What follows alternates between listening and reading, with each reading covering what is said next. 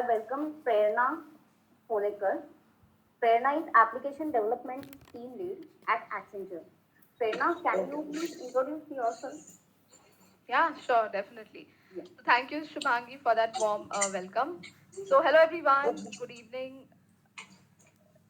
Yes, if someone can mute themselves. Okay. So, am I audible? Am I audible, visible, clear? Yes, yes, Okay, great, yes. great. So, I'm an application AI developer. I'm a lead in Accenture at the moment. I have around 8+ years of experience. I actually started my journey as an Android developer. Then I started working on an Mac OS X using Xamarin. Then I advanced into becoming an iOS mobile developer. Uh, Around 5 years ago, I got an opportunity to work on AI, conversational AI and chatbots. So from past 5 years, I'm working on conversational AI and virtual assistants using Microsoft Bot Framework. That's basically my main primary skill. So I welcome you all. Thank you so much for joining on Saturday. I hope everyone has something to take away from this, and I'm able to give value to the 2 hours that you all have decided to spend on a weekend. So I guess I can start, Shubhangi, or we have something else to follow. No, we can start. Okay, great. So I'm sharing my screen. Let me know once you're able to see.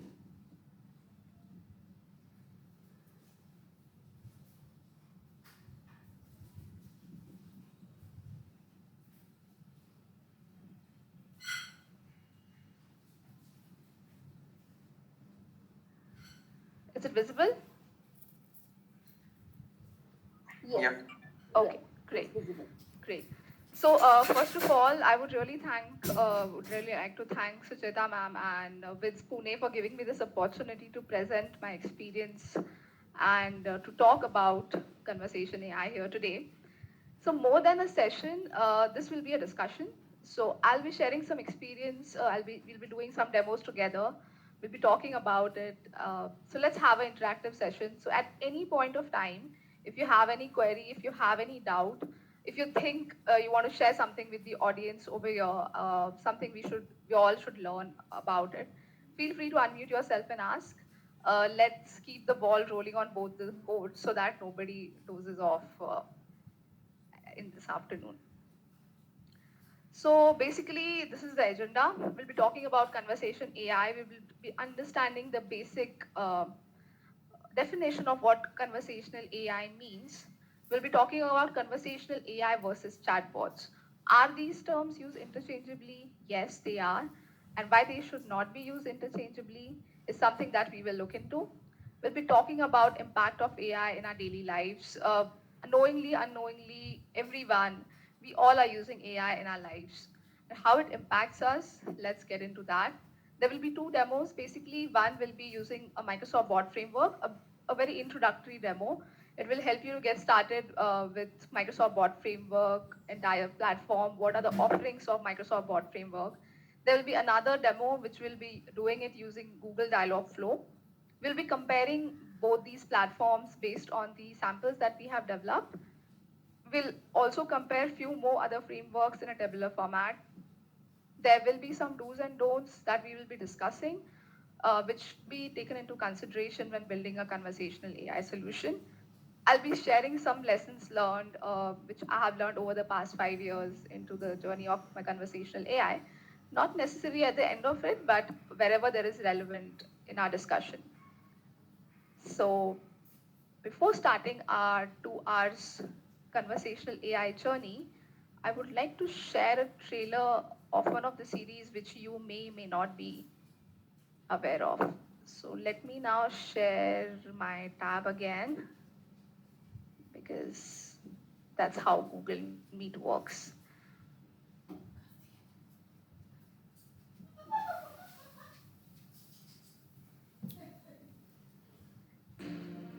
Technology.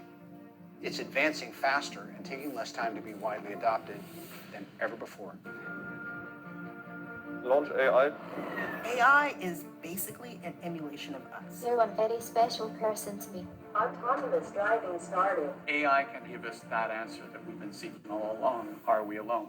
Each time we create a more powerful technology, we create a bigger lever for changing the world. Artificial intelligence can help us to feed the world population. AI is teaching the machine, and the machine becoming smart. All out of the realm of sci-fi and magic, and now just science. Ready?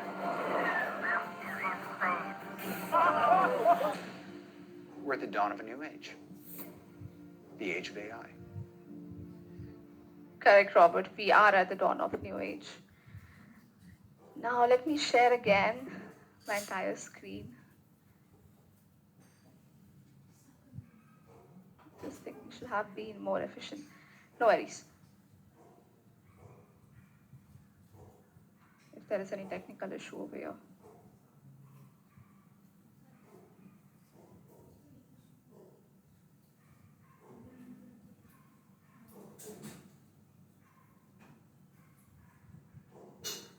All right, so what we saw in that video was AI. So what is AI? AI is emulating a human being. AI is emulating how a human talks, walks, or how they basically interact, isn't it? Now, when we talk about conversational AI, what is the first thing that comes into your mind when you hear this word conversational AI? Anyone? So if I give you a word conversation AI without even thinking, what would be the first thing that will pop up in your head? No one? Maybe related to text or something. Okay, not bad. Anything else? Yeah, basically adding AI into conversation. Okay, cool. So let's break this into two parts. Let's try to understand the literal meaning of conversation. When we say conversation, what it means? Conversation means interaction. Conversation means communication. What we are having at the moment. So I am sharing some information with you all. We are interacting. We are interacting using a common language, that is English. So I'm understanding what you're saying, what feedback you are giving it to me. You are understanding what I'm saying, right? So there is an exchange of knowledge, there is an exchange of information that is happening across multiple entities over here. Now suppose, imagine if I start talking in German or if I start talking in Japanese, which is, I'm the only one who knows about that language and nobody else does, what would be your reaction to that? You will say, sorry, I don't understand. So basically most of our chatbots that they say, they don't understand when we are saying, trying to ask them something. So conversation AI enables the interaction between humans and machines in a more human-like way. So it feels as if you are actually talking to a human being. Conversational AI facilitates that communication between a human and a machine, irrespective of what is the medium you are using. Whether you are interacting with them via voice, whether you are interacting them via text, or whether it is actually an IoT device that is feeding the data to you. So in simple definition, conversation AI is making your machines understand what you are talking to. If you are talking to German, your machine should know that language and it should be able to communicate with you in that language. So that's basically a very basic definition of conversation AI. Now then, what is a chatbot? I mean, we have been using this term chatbot from day one, haven't we? From literally 5 years ago, I mean, when there was a boom about conversation, not conversation AI, boom about data science and machine learning, we have been using chatbot. Now let's go back to 5 years ago when everybody wanted to build a chatbot. When every bank had their own chatbot, when the companies were literally, they wanted to fit a chatbot in every solution they could. So is there an actual difference between chatbot and conversational AI, or do we really have to differentiate? So now imagine 5 years ago when ICICI Bank launched their first chatbot, okay? So it had some buttons, it had some flows, it had some navigation which were given to the user. Now suppose I want to know about my bank statement. I'll follow their instructions, I'll follow those buttons, I will click on it and I'll get the instruction. Now imagine I want the bank statement. So I click on a button, it asks me to choose the account, the type of my account. I say savings. And at the same time, I see that on Amazon, there's a laptop that I have been eyeing from so long is suddenly available. Now, but the bank account that is connected to that Amazon account doesn't have enough balance. So I tell my ICICI Bank chatbot that no, I don't want to see the bank statement now, but I want to transfer money into that account so that I can buy that laptop. Now, but what does my chatbot say? It says, no, you asked me to show a statement, so now you first see the statement, then we will think about whether we want to transfer that money or not. So in that time, it is very rule based. So until and unless you don't complete that specific flow, your chatbot will not understand that there is a context switch that has happened in between a conversation. The one thing I remember very prominently about ICICI Bank chatbot was I said hi to it and it did not respond me back.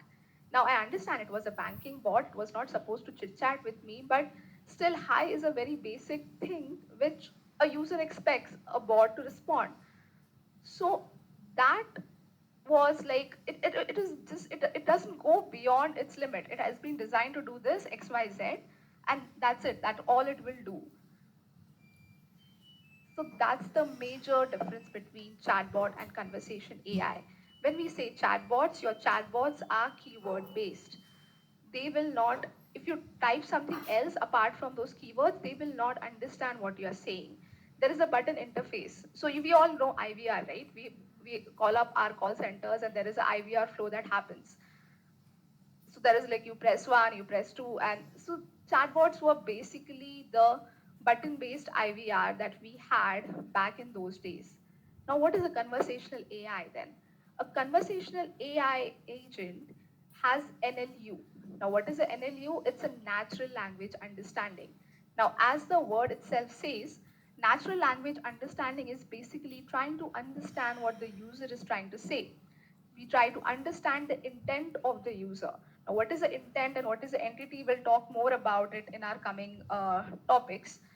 It has NLP. Now, what is NLP? NLP is basically the whole umbrella under which we have NLU. So NLP is the bigger, it's the main basically, and NLU is a subset of NLP.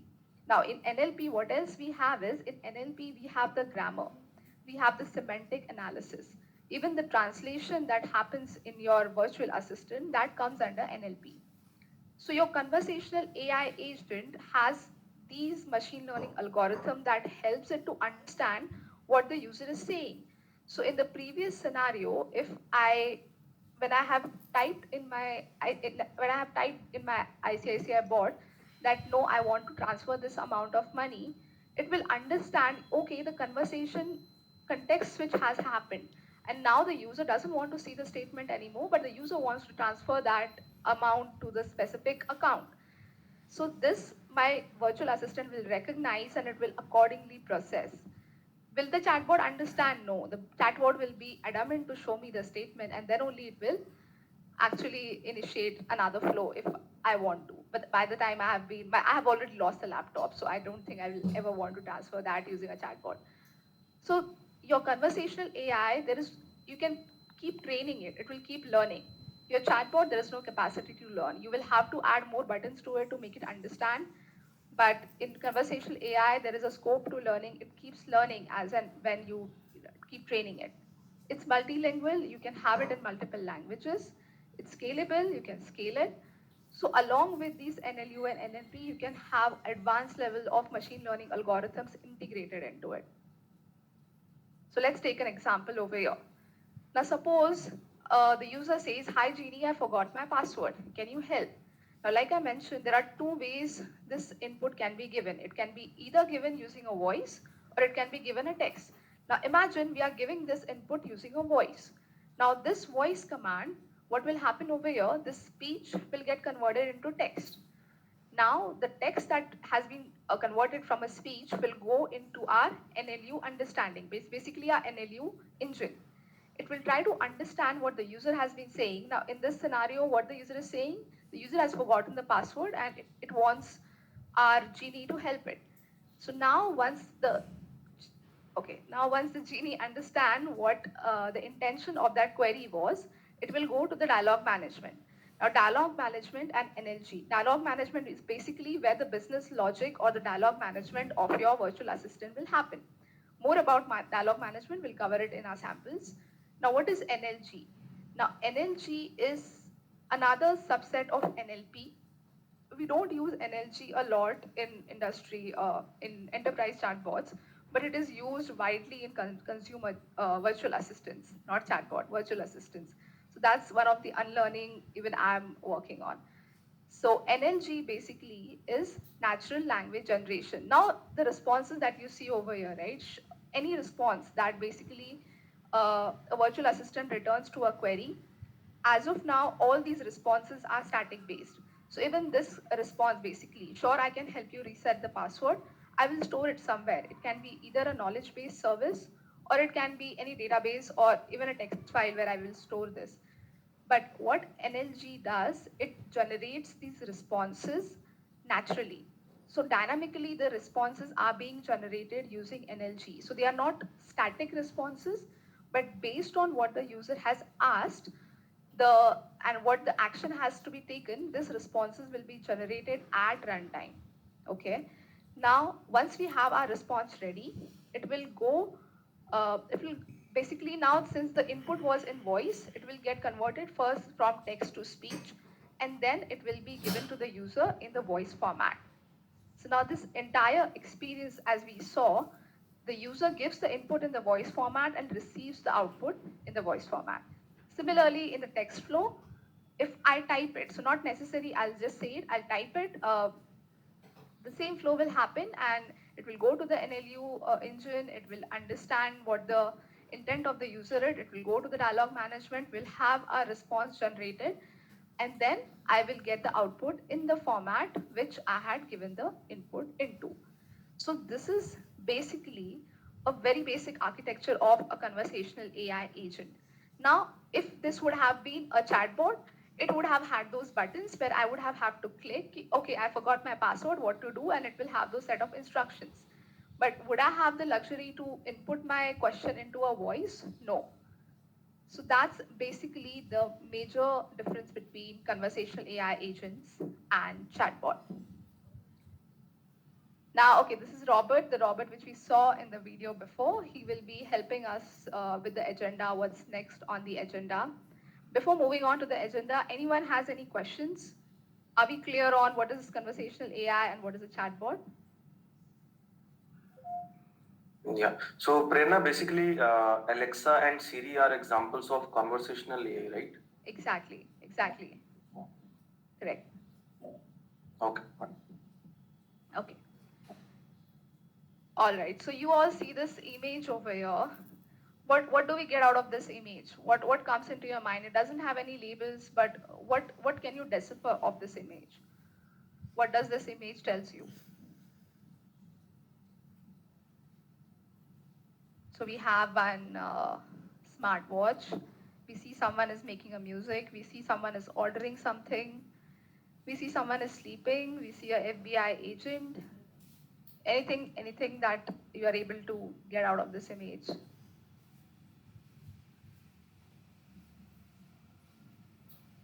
Okay. Traffic signals. Yes, yes, we have traffic signals as well. I think these all are the examples of how AI is used in daily life, like we're using Fitbit, all these things, which measures our heartbeat, our sleep cycle. So similarly, other examples like traffic signals and virtual assistant in the phone, everything is using AI, and somehow like it is related to conversational AI. How Fitbit and all these are examples are related, I'm not sure, but yeah, definitely it's AI. Okay, great. So yeah, basically not a conversational AI. This was basically in general how AI is in our life. So just few of the examples how AI has an impact on our life. So there is a system. There is a system like one of you mentioned about the Fitbit. So there is a device that measures your pulses, that measures it has a historical data that keeps monitoring a user to predict heart attacks and strokes.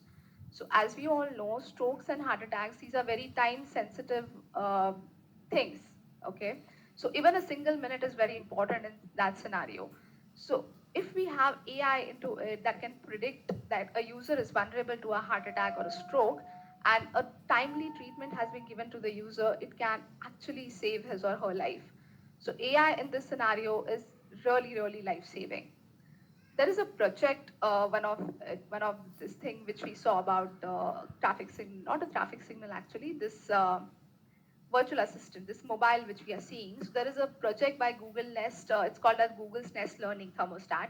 So they are using sensors and they are actually not predicting, based on the user's temperature, based on a person's temperature, it is adjusting the house temperature. So it predicts like, okay, this person might require a cold temperature now, or this person needs the room to be a bit warmer.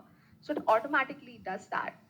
There is another project which is actually ordering tea for you before even the current stock at your home is exhausted. So based on the historical data, based on when you had purchased, turning all the data of your transaction history and everything, it predicts that, okay, this person will require this grocery item now, and before even I think about purchasing, before even I have my stock over, it actually orders and that item is delivered to you. There are AI is being used in search and rescue operations. So we all know drones are being used extensively. There are image processing that is happening across. So AI is extensively used in research and rescue operations. Music is being composed using AI. So I keep seeing these videos on LinkedIn where they show that a person is playing guitar without actually having to play a guitar. There was even a video where it was showing if you want to have a duet, if you want to have a duet, if you want to sing a duet song, but you don't have a person with you, so it actually creates a clone out of your personality, and you do it. So it's doing some amazing things. Forcing the earthquakes. So yes, it's actually a lot of other things where AI is being used. Now, regarding the conversation AI, I would like to share one example that I use in my daily life. So we all know Google Assistant, right? So I'm someone who who hears the music a lot. I mean, I need music for almost everything while doing dishes or anything. So when we hear a song, whether it's on a TV or it's on a radio, sometimes we hear a new song, which we are not aware of the lyrics, or sometimes we don't even understand what the lyrics are, but we like that song. Now, if we try to get the keyword out of that song and search it in Google, 99.9% of time I have failed. I never got the right song correct. So what I do, I use which song is this of Google Assistant. So I actually just say, okay, Google, now which song is this? And within 10 seconds, I think only one time it failed. 99.9% of the time, it gave me the correct answer. It gave me the right song. I know it's a very trivial thing, but for an end user, for me, it was like, okay, I have my favorite song over there. Now it's get added to my playlist. So what exactly it might be doing in that scenario? I mean, it has an audio. Does it convert it into the text and then search it into the database which Google had and give me that song?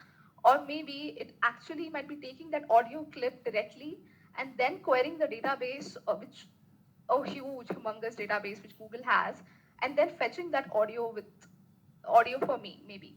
So I think the second option is more possible. They might be doing that.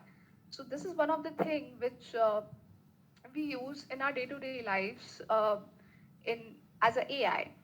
Another example I would like to share over here, we all order from Swiggy, right? Swiggy, Zomato, it's something we all do. So if I had ordered something a couple of months ago, so once you have your order ready, there is if you are using the website, there is one pop-up that appears at the start of it.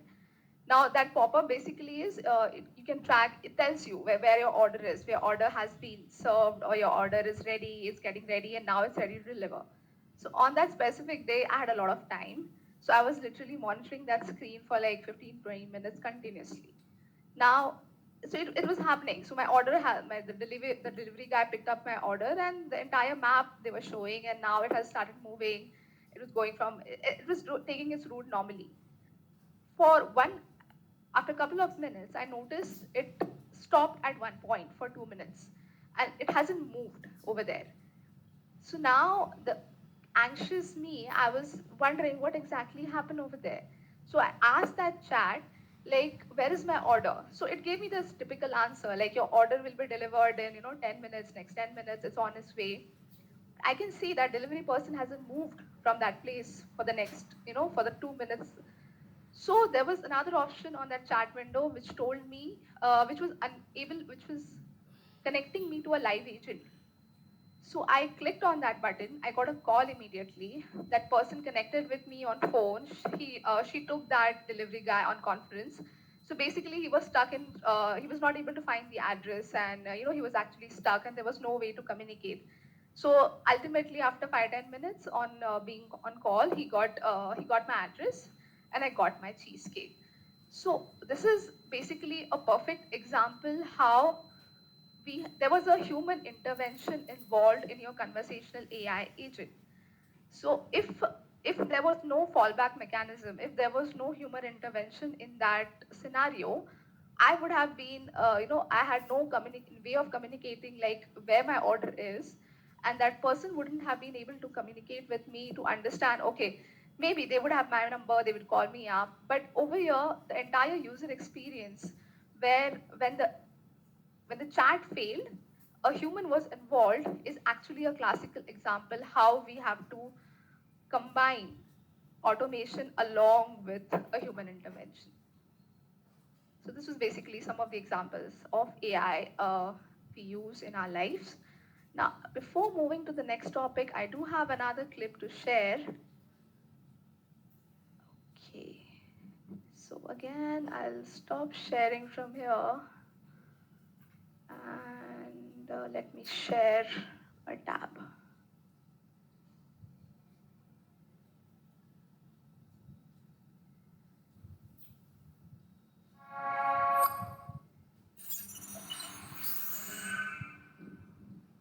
This is kind of wild. Will a robot take my job is one of the most Googled questions.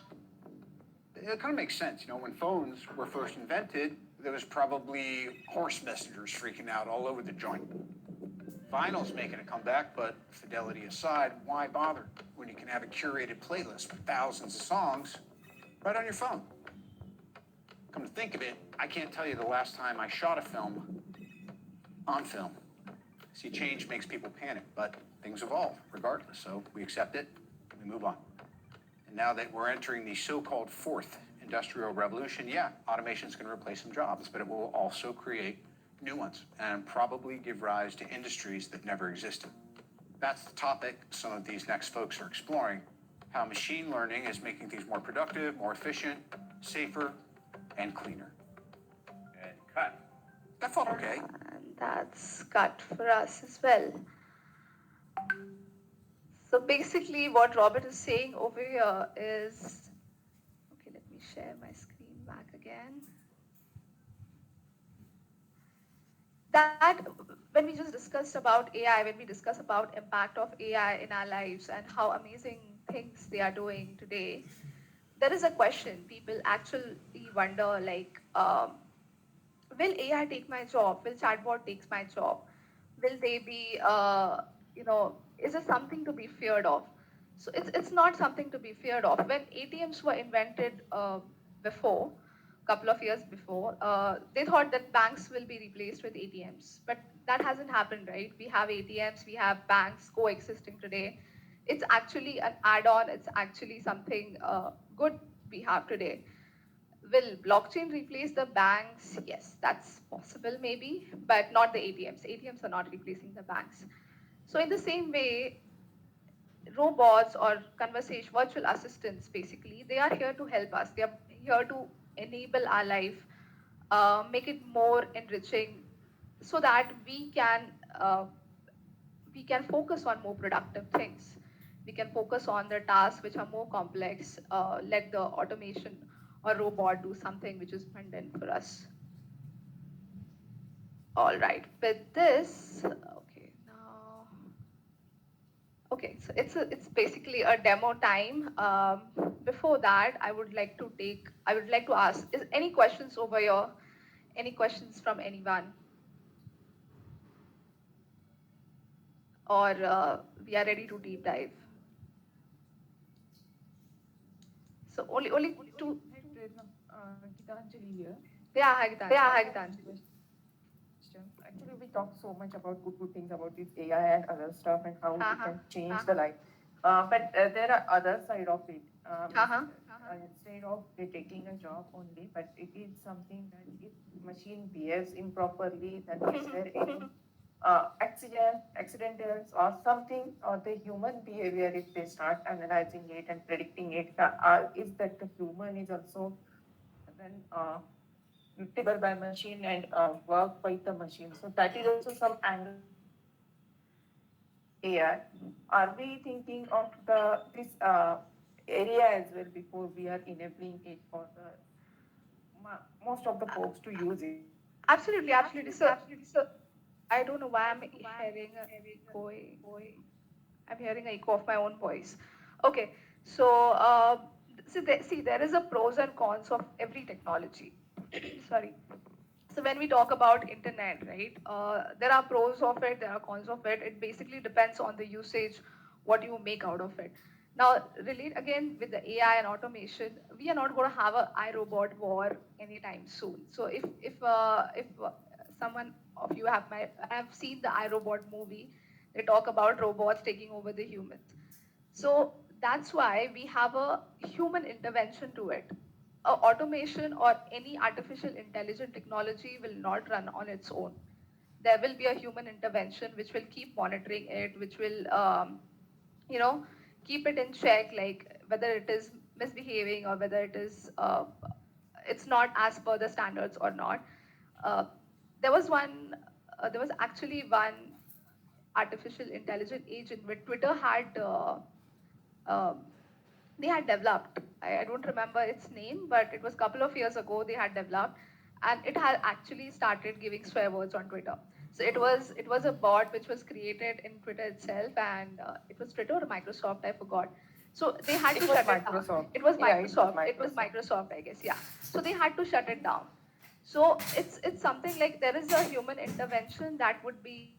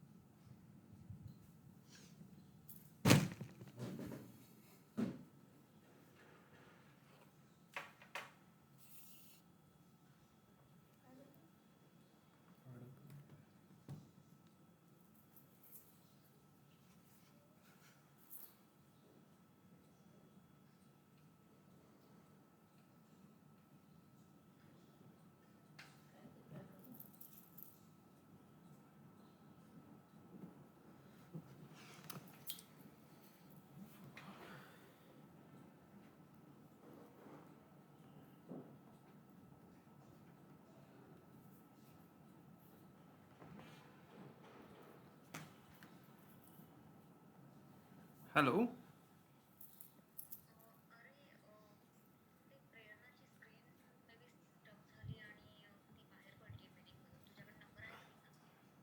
No, no. Actually, she will join. I guess. Give me a minute. नाही नाही त्यांना message टाक ना फक्त please wait म्हणून तिथे चॅटमध्ये.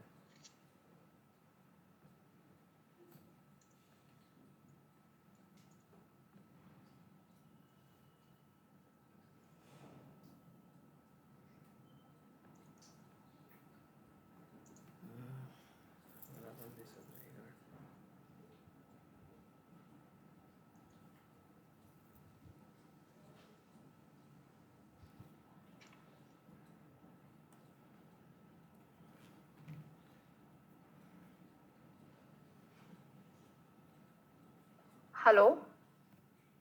Am I audible? Yes. I didn't realize my connection had lot. I was talking, and when I asked whether did I answer your question, it was I couldn't hear anyone. So, so Gita, till when was I audible? I reply you as it was Microsoft. Okay, okay. Oh, I was talking for like 5 minutes after that. Okay. So yes, it was Microsoft, correct. So I'll say, yes, every technology has pros and cons, and there will be, I mean, it's the same with AI. So there are some detections which doesn't go as expected. So artificial intelligence may detect a person as a criminal.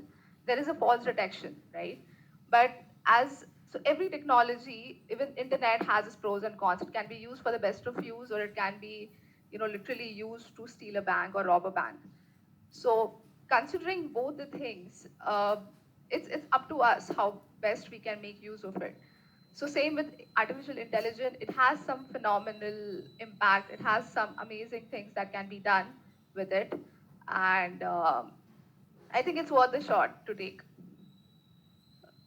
Yeah, there are prawns. There will be prawns, but again, I think as and when we evolve into it, we'll overcome it. So did I answer your question? Yes. Okay, great. All right, so we'll move to the demos now. Let me know once you're able to see my screen. And, is it visible? Yes.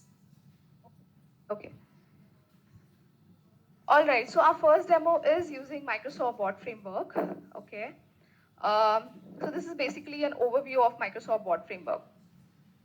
These are the offerings which Microsoft Bot Framework has. To the left-hand side, you can see there are channels that you can connect your virtual assistant to it. So there are various channels. There is Skype, there is Messenger, there is Slack, there is Voice, there is Teams. So as Skype is slowly getting obsolete, Teams is the one that everyone focuses on. There is Cortana. There are various inputs that can be given to your virtual assistant. It can be speech, it can be text, it can be adaptive cards or anything which we discussed in our first session. It can be even IoT. So even it takes the data from your IoT devices, and the heart of it is basically the Azure Bot Service. Now, Azure Bot Service is the bot channel registration that we will create in our Azure portal in a minute or two. So that's basically where your bot is being hosted. So that's the crux of your bot. Now your bot is connected to various cognitive services. There is speech, there is Q&A, there is language understanding, there is vision APIs that are being used. So speech is basically for converting from text to speech, speech to text. Q&A is will go more into detail in a couple of minutes. Language understanding is the NLU of it. The Vision API, so there are some Vision APIs which Microsoft provides that can process images. It can extract the content from an image. It can extract the text out of an image. There is knowledge bases that can connect. So even your local databases or your on-premise databases can be connected to your virtual assistant. You can connect, you can extract, you can feed PDFs, you can feed documents to it. So that's the knowledge part of it. There is a skill concept of Microsoft Bot Framework. So skill is nothing but, it's, for example, as a human, when we say, what are your skills? So we say we know C#, we know conversation AI, we know Java. So these are our skills, right? So we as a human, we are the virtual assistant, and our skills are swimming, dancing, C#, Java, etc. Similarly, you have a virtual assistant, and it can have multiple skills. So if you want to enable a capability of sending a mail using your virtual assistant, or if you want to allow your virtual assistant to schedule a meeting or something, so those are the skills. So these skills you can add it to your virtual assistant. You can connect some various some external APIs. There is authentication mechanism that Microsoft provide using Active Directory. There are graph APIs that you can use. There is a 3P assistant. This is basically the handoff that happens. So this is an overview of the offerings that Microsoft Bot Framework provides for building a virtual assistant. So over here, this is basically what happens is, this is your bot app service. So here your code goes. So this is your Azure bot service. This bot service gets deployed on an app service. which also we will see in our demo. Now, this, and over here you have your connector service. So connector service is nothing but your channel registration. Now that can be connected to various channels which we discussed before. There is web chat, email, Facebook, blah, blah, blah, everything. There is a direct line channel which you see at the end, right? So suppose you want to add a custom UI to your bot. You want to, you don't want to take the out of the box which Microsoft provides. You want to customize it and add it to your own bot or add it to your own website. So direct line is something that allows that customization of UI and branding of it to your chatbot, to your virtual assistant. You can connect various databases, Azure Machine Learning over here. There are, so basically it's just in detail about what we saw in the first slide. There is natural language understanding, there is translation, all the things which we discussed. Now let's first get into the demo. So today what we are building over here,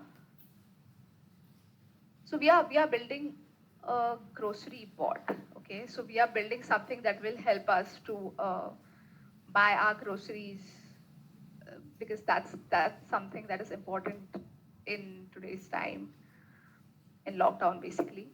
Okay, so what is the first thing that you would require to get started with a conversational AI, to build a conversational AI agent using Microsoft would be a Azure subscription.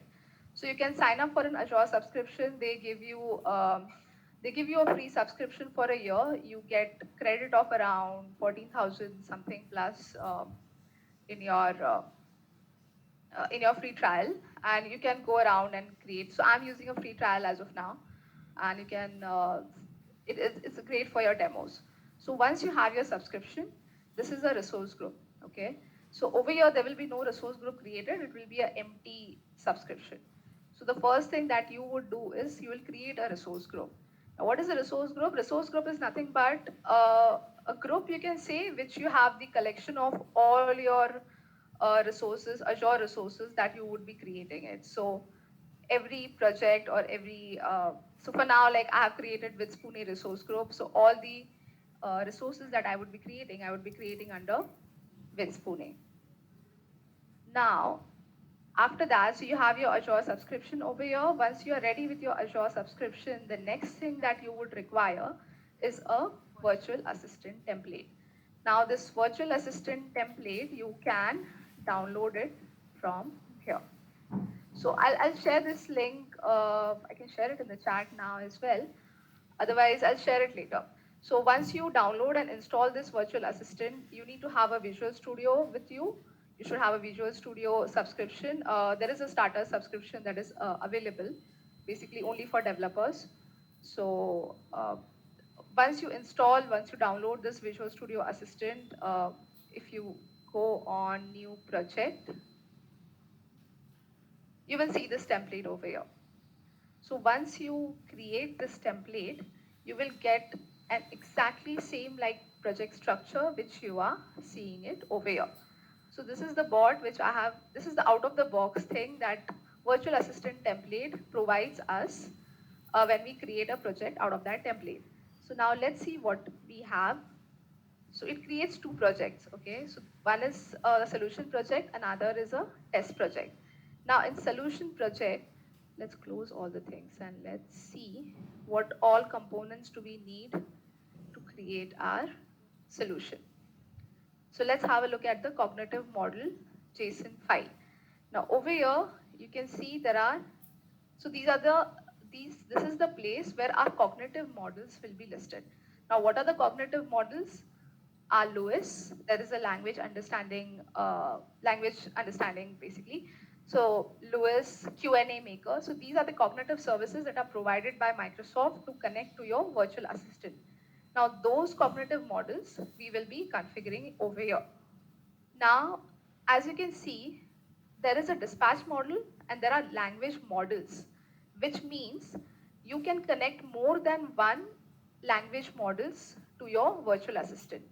Now, suppose I want to create a virtual assistant for multiple languages. So those multiple languages I can configure inside one virtual assistant. Or I want to create a master board and a child board kind of a hierarchy. I want to create a master board and I want to dispatch that master board to create sub child boards out of it. So those kind of a thing we can do using this virtual assistant template.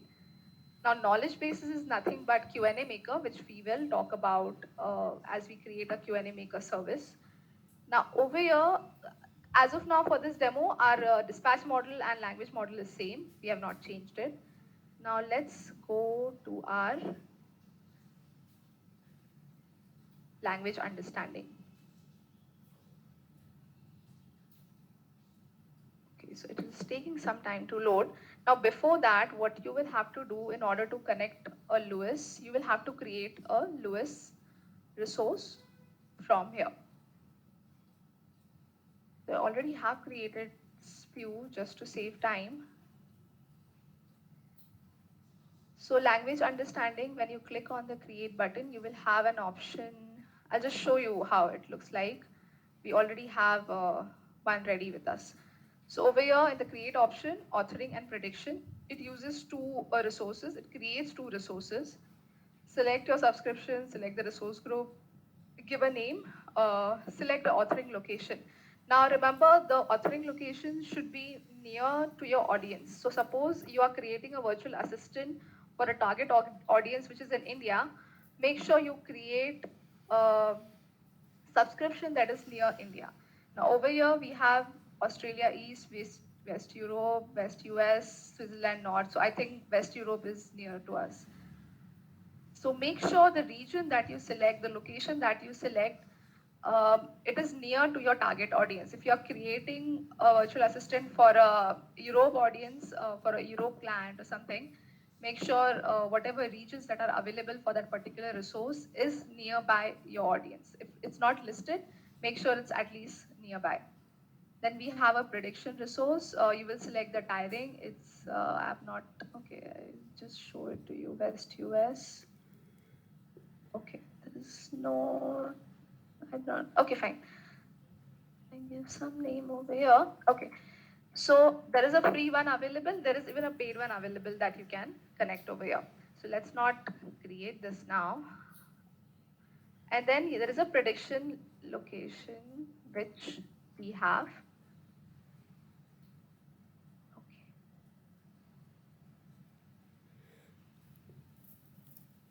This is free and standard. So as per your requirement for demo purpose, you can just create a free one. Now, once you create this resource, you will, let's not create because it will take some time. I'll show it to you what happens over here. What all resources gets created.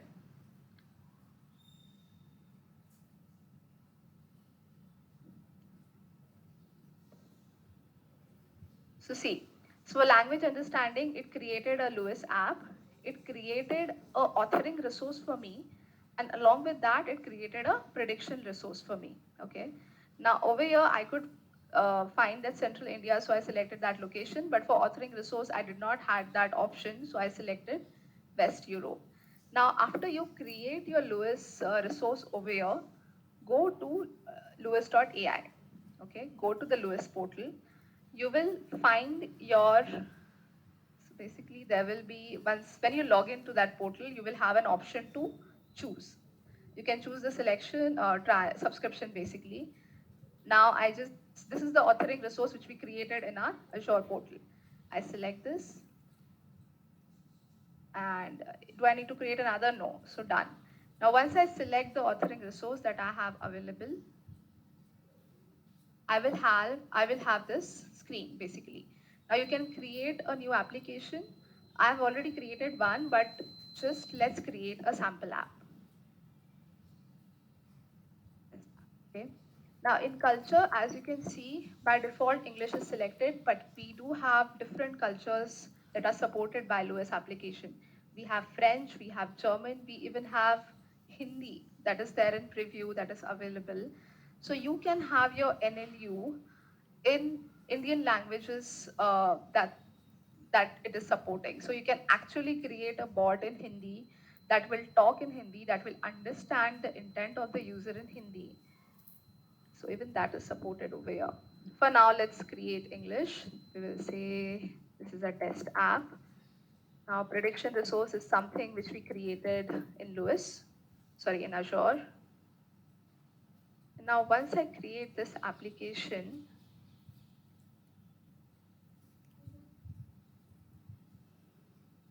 okay, I know about this.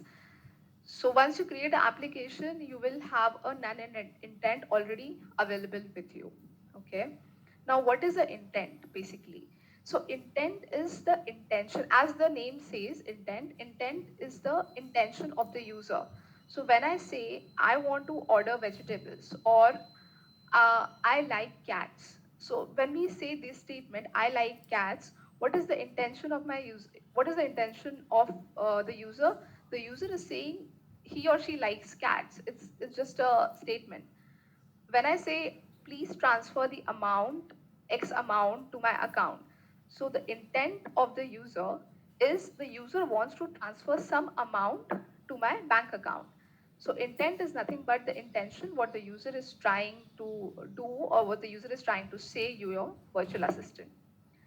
Now, what we do over here, so we can create a intent. Now,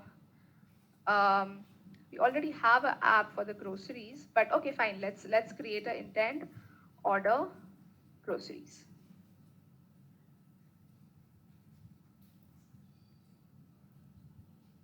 Now I created an intent over here.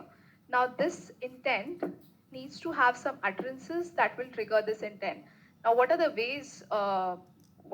We can say we need to order groceries? I need to order bread, something. Then I want, can you please order 1 kg sugar?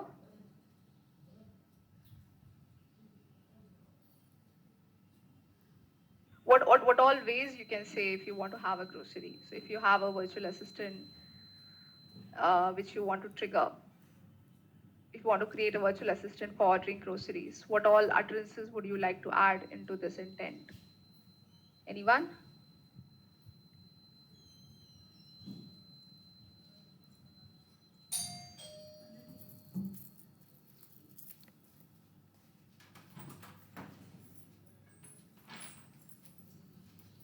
Nobody orders grocery?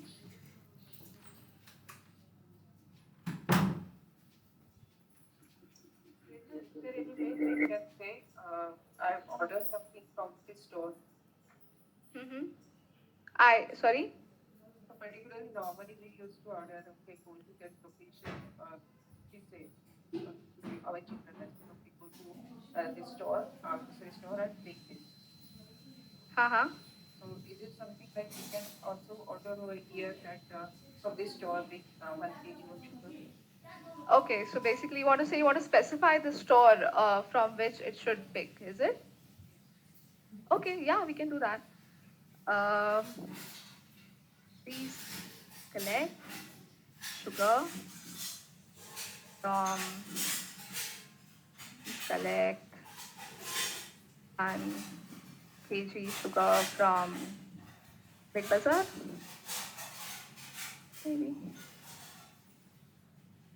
Okay. So let's add few more utterances so that it can understand what we are saying. I need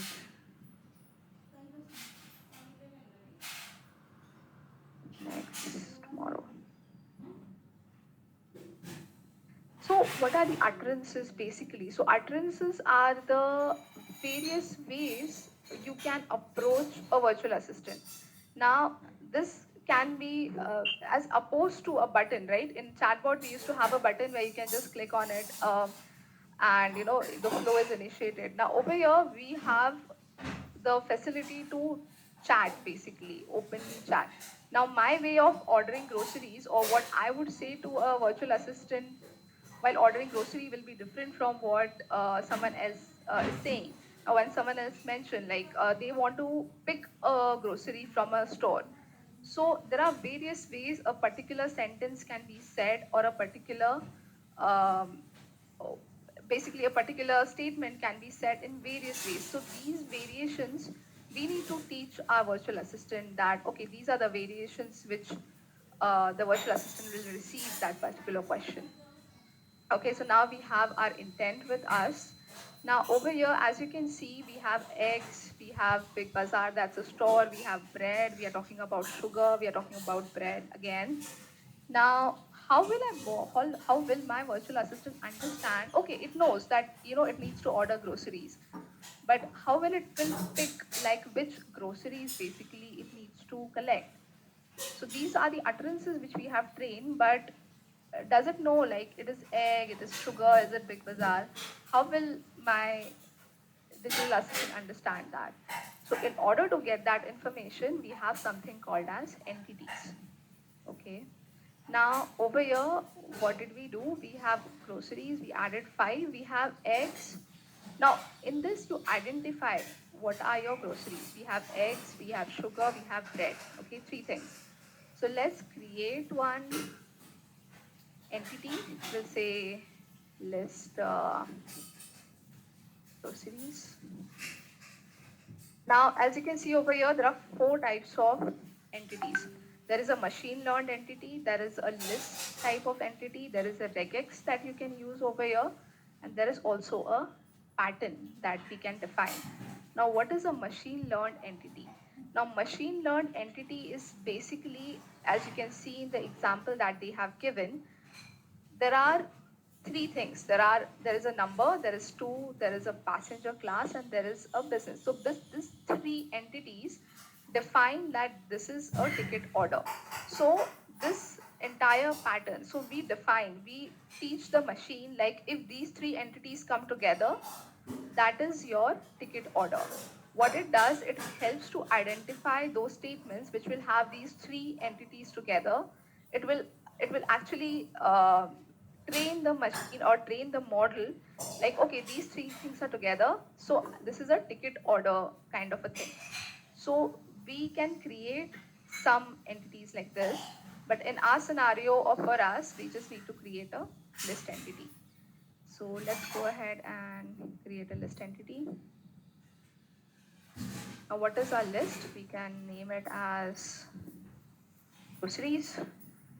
Now, what are the synonyms of my groceries? I have sugar, I have bread, I also have breads, and what else I had? I had eggs and egg.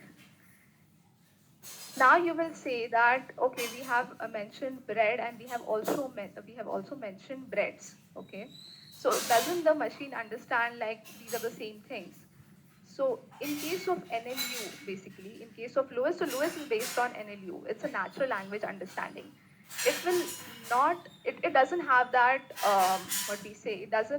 it's not that well advanced to understand like bread and breads. It's a same thing or a different thing until and unless you explicitly tell it that they are different or they are the same things.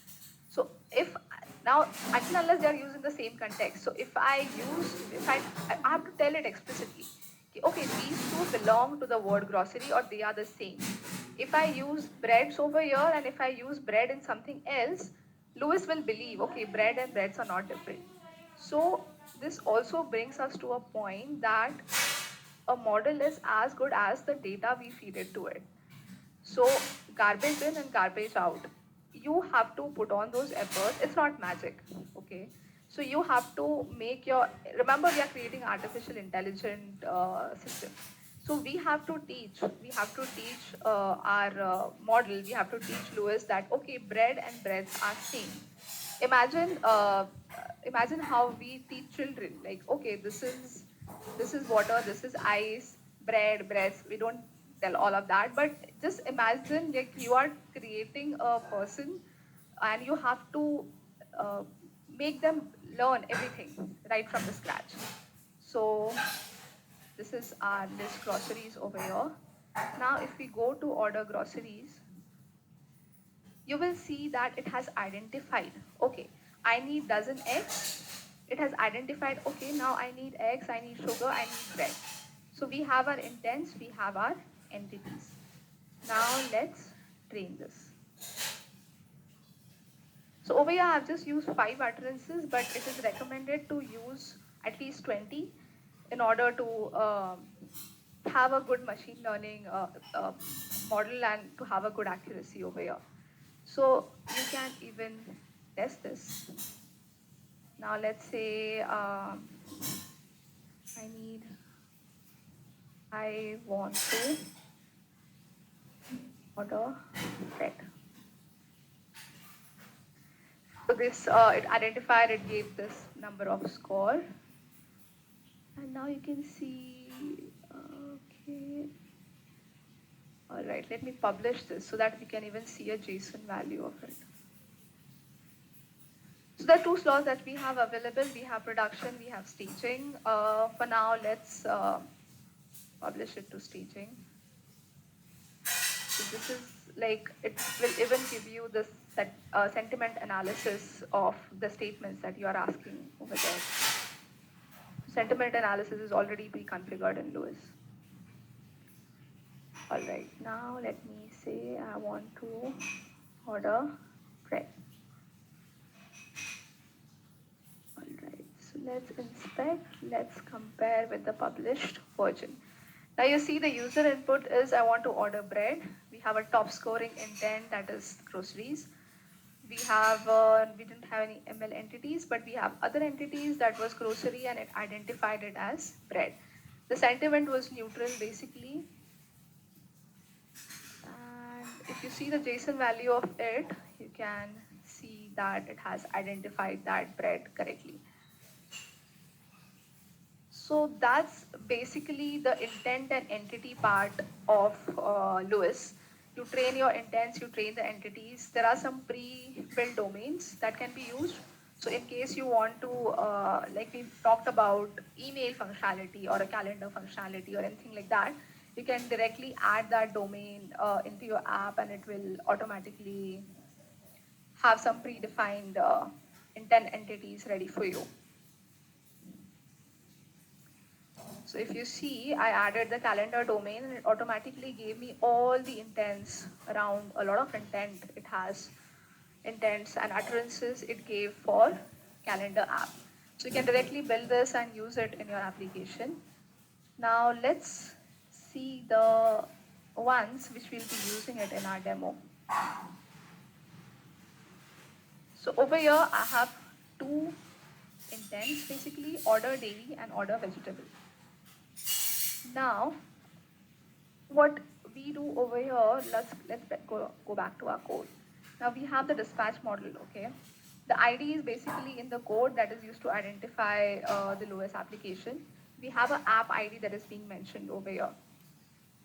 So app ID is nothing but, which is in the manage, when you go to the manage section, you will have your app ID.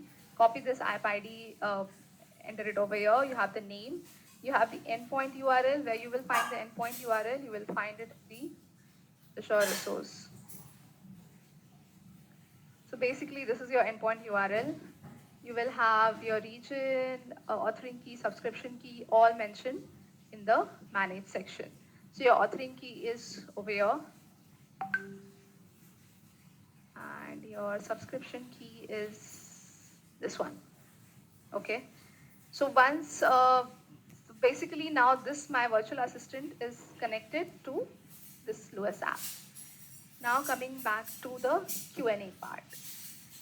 So let's go back to the Azure portal again and we'll have to create a Q&A maker.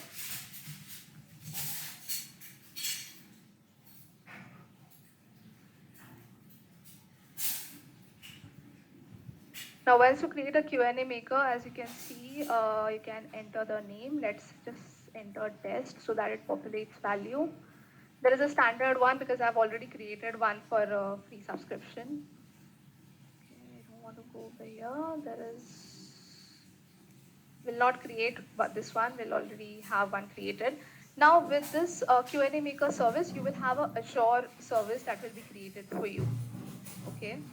And along with the Azure service, it will also have an app service that will be created for you. Now what is an app service? App service is nothing but where your Q&A maker is hosted, okay? And it will also create a application inside. So with one Q&A maker app, you will have 1, 2, 3, 4 resources that would be created when you create one Q&A maker app. Now to overcome all of this, Microsoft is also coming up with a new feature that Q&A maker is being combined with text analytics. So we just created text analytics application in Portal, and you will not have so many Q&A maker resources that would be connected. So now we already have one Q&A maker that is being created for us. So you see, this is the one which I created. There is a search service that was created for it. There is application inside that got created for us. There is also an app service plan and an app service. So app services, this is basically where your Q&A maker is hosted. Okay. Now, once you create this service in Azure Portal, go to the qnamaker.ai. You will go for your My Knowledge Bases. So when you go to My Knowledge Bases, you will have an option to select a tenant, subscription, and a service. And this is here. This is the app which I created. Now, what is basically a Q&A maker? So as Lewis is the MVU, Q&A maker is also one of the offerings of Microsoft Azure, which will allow you to extract information from the documents. So if you remember that diagram which we saw, there was a knowledge base, you can connect documents, you can extract information from documents.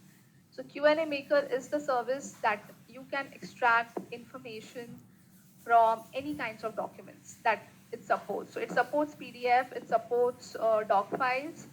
You can just connect it to it, and it will automatically extract it. Now, I already have one Q&A maker service KB created for us. So if you see settings,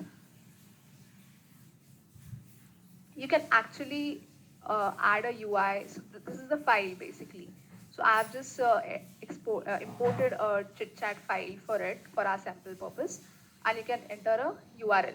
So this URL, it will automatically extract your Q&A from the document connected. It's a bit slow basically. Now you can test it over here. And I say hi. Okay. So now we will connect our sample board with this Q&A maker only for the chit-chat purpose.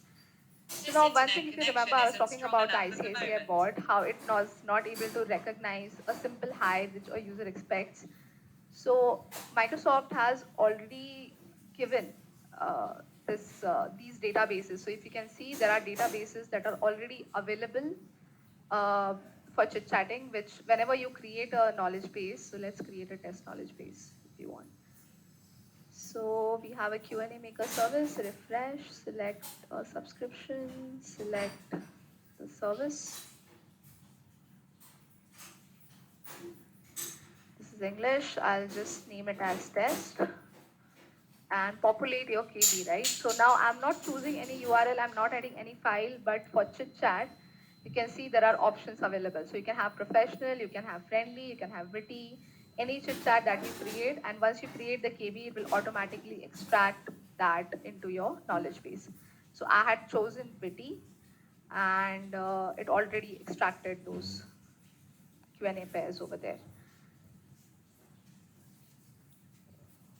Now we need to connect this Q&A maker to our sample application. So let's go to the settings. Okay, let's go back to our code first. Now, what all we need, we just need an ID that is just to identify the Q&A maker. We have a KB ID.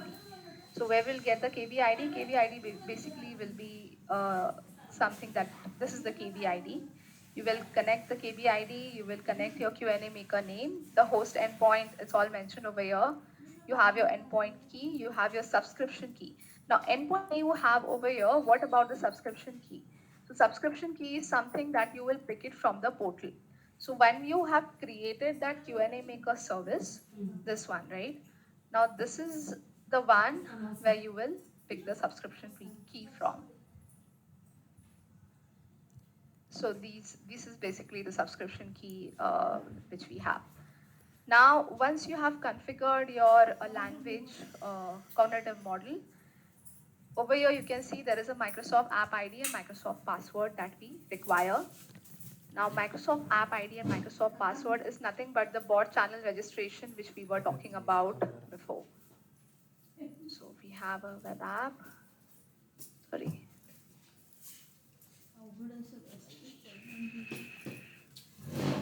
Okay. So this is the bot channel registration which we have, which is the heart of our bot. Okay. Now once we create, we already have one created, but I'll still create one. We have test bot for now. It's a free trial. I will change the plan from. So if you are doing a sample one, I'll recommend use the free trial. Don't use the standard one. It takes some time. That's why I created it well in advance. Okay. So we choose the free one. Let's change the free plan. Now there is an option you can see, create a new app, Microsoft App ID or use the existing app registration. Now create a new one because this is the first time you're creating your bot and the validation has failed. Okay, what did I miss? Okay.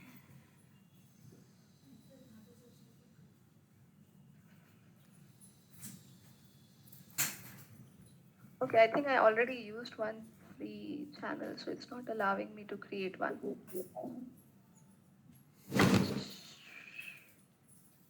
Try to change the name. Yeah, I did change the name.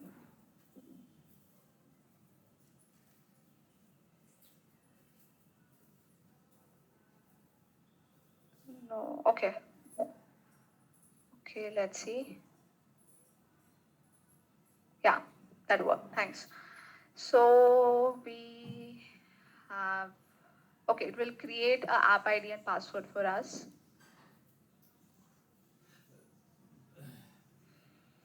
And it takes a lot of time. So, Prerna, while it is creating, yeah, we'll sure, we'll run the demo. Okay, so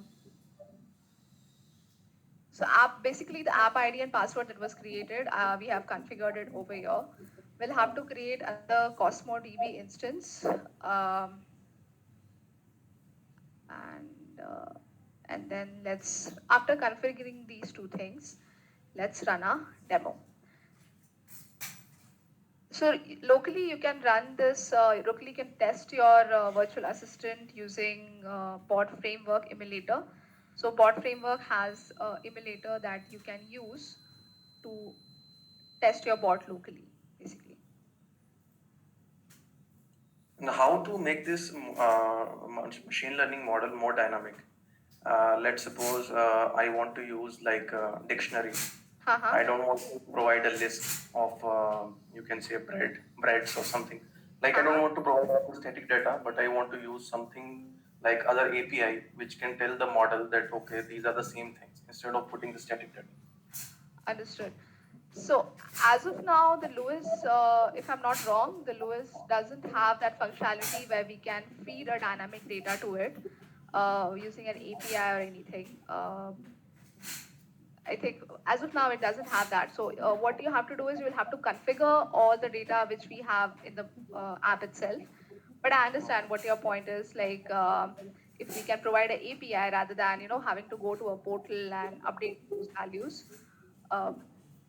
We can create a custom app for it, I guess, but it will come to the app itself.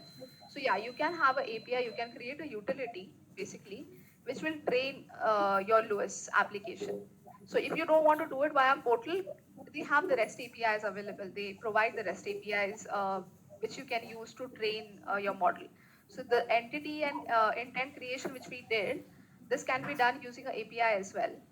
So you create a utility and use those APIs, and then you train these things using a utility.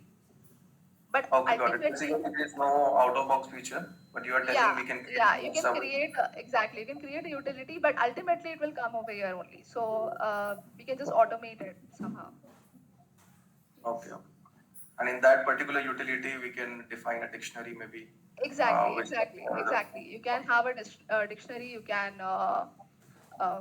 you can dynamically add data to it instead of using a static. So even you can use an Excel and you can create macros out of it and then train it. So yeah, this entire training can be automated, semi-automated, I can say, but yeah, that can be done. But it doesn't have any out-of-the-box feature, which it has APIs, and you can build utility out of it. Yeah, and one more quick query, like as of now, like we are using PaaS services of Azure just to create a model. But if someone wants to understand what is the basic concepts used behind it, like deep neural networks and machine learning, instead of just the steps which Azure documentation might have.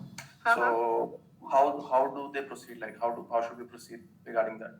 So I would say they should have a bit of understanding of machine learning and deep learning algorithms.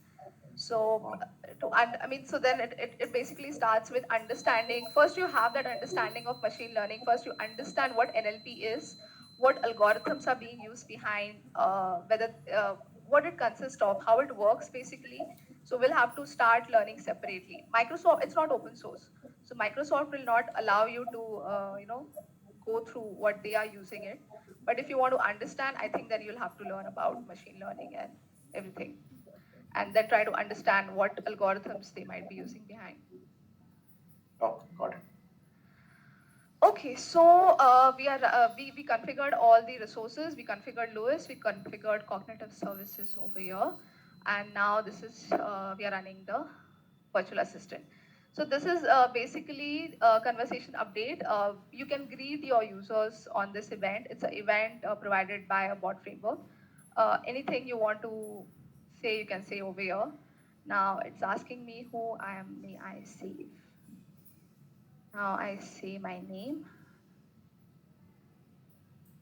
Okay, I should disable those breakpoints. Okay. What can I do for you? I want to order.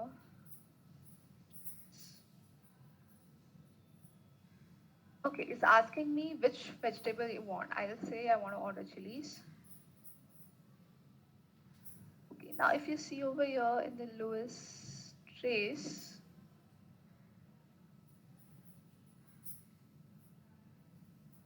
I want to order vegetables. Okay, so it identified what was the intent, basically the top intent. Okay, and accordingly, there was a dialogue management that happened on top of this, and uh, which actually it gave the input as chilies. The user gave the input as chilies, and then we have this response from the virtual assistant. And if I say hi to it, will it say back to okay?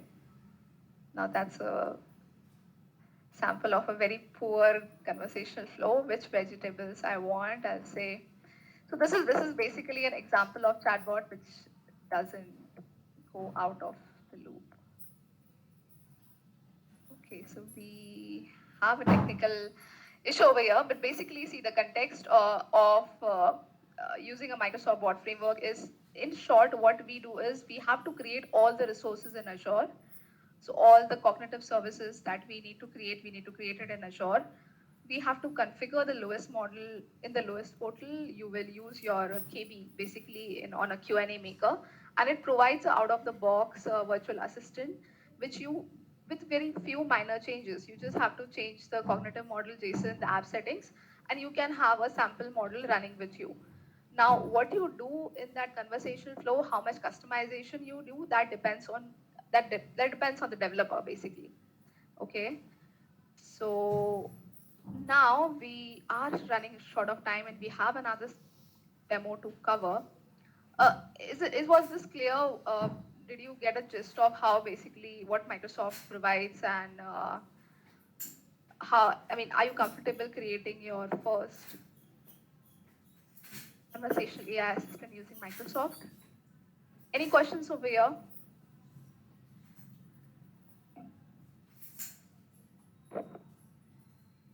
Yeah, I think it was pretty much clear the steps which we need to do. And I think Great, the rest great. of the things we will find in documentation of Azure. Exactly, perfect. All right, so then let's go back to the Google Dialogflow.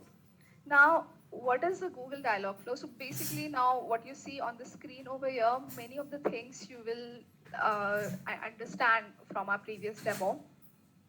So what happens over here, Google has an agent, okay? So in Microsoft bot framework, what we had a bot channel registration. We had a channel registration. Over here, what Google has is Google has an agent. It has those intents. Intents, as we all know, are nothing but what the user is trying to say. It has those, I don't know why robot keeps coming in between. Okay, so it has intents, it has those training phases, it has actions, and it has response. So when the user query goes to the agent will match those intents. And now based on the intent, it will give the response. Okay. So this is basically the crux of Google Dialogflow. Now how it works, let's go back and actually see it. Okay, now get started with the Google Dialogflow, the first thing that you will have to do is go to the console.cloud.google.com, create a project, okay? Create a new project. Just create a project over here. I already have one created. And once you create the project, you will have to go to the dialogflow.cloud.google.com, okay? Now, we will create the one from the scratch. I already have one created, but it's pretty easy to create. So let's create one agent from the scratch.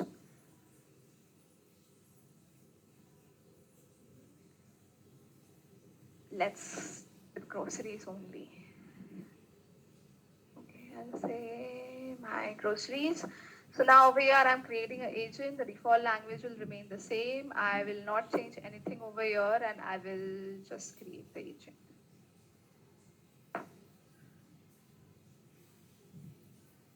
Cannot be allotted quota. Okay, I have. All right, I have. Okay, let me delete one of the agents. I just have one. Okay. All right. Okay, it's the free trial. It's not allowing. I actually created multiple agents and I deleted them later. So okay, all right. So we have one with us. Let's use that. So once you create the agent, there are two intents that are populated by default. There is a fallback intent, there is a welcome intent. Now welcome intent is nothing but whenever a bot is launched, basically. Okay, and fallback intent, when anything goes wrong, that's your fallback intent. Okay, so now whenever you want to create an intent, basically now let's create an intent over here. You will give your intent name. Now we already have my dairy groceries. What else can we order from groceries?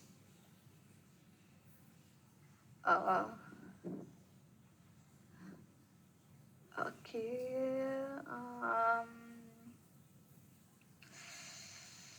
Fruits. Okay, that's pretty cliched one. Okay, so let's order fruits now. So we have, so this is the intent name. Over here you have context. Input and output context, I will show it to you in a minute. There are events. Now event is nothing but, suppose your bot has any events are basically whenever a button is being clicked or anything else is being clicked, those are the events we can configure it over here. For now, we will not have any buttons. We will just add some training phrases. Now, order fruits. Please order.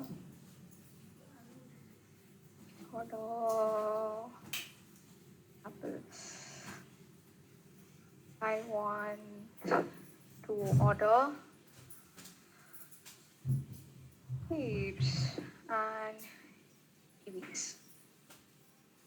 I want to order 2 kgs of oranges.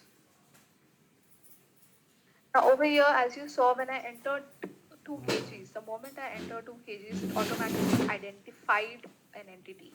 That this is nothing but a system-defined entity weight. Okay. It did not identify oranges or kiwis or grapes, but it definitely identified some predefined entities over here. So now there is action parameters. Now, is this entity mandatory for me? Do I want this entity when a user types a question? So suppose I say I want to order oranges. Do you want your virtual assistant? Of course, right? If you say we want to order oranges, how many oranges we need? That's something a mandatory thing that we need. So over here, you can mention this entity as a required one. Is it a list? For now, no.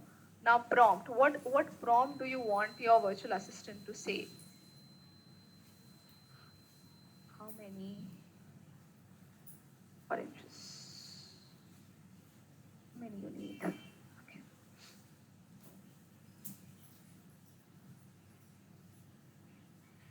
So basically, whenever in your query, if this entity is missing, your virtual assistant will prompt this for the user to enter it in order to fulfill the request. Now, what is the response? Response is, let's say your order is successful. Okay, I'll save this intent. And it's done. Now I can actually try this out over here.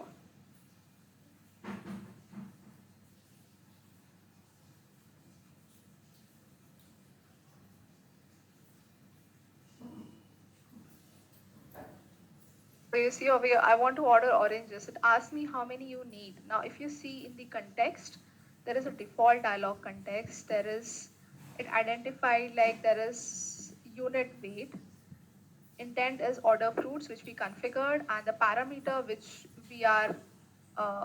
is mandatory over here is unit weight. Now, suppose I say 2 kgs. Gave me order is successful. Now, if I ask the question, I want to order 2 kgs of oranges. It did not ask me for the prompt. So it will ask for the prompt only when that particular information is missing from the query. Okay. Now, similarly, we also have another intent.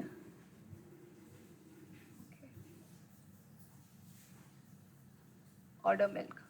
Now I'll say over here, I want to order milk. Now it's actually voice enabled. So if I say how much milk I can order for you, 2 liters.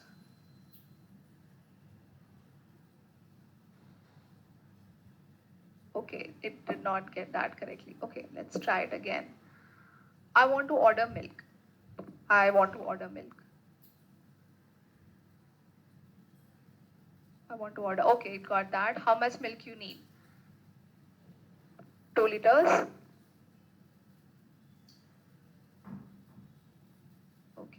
Okay, fine. It did not get 2 liters. So now when I say I want to order milk, how much milk you need?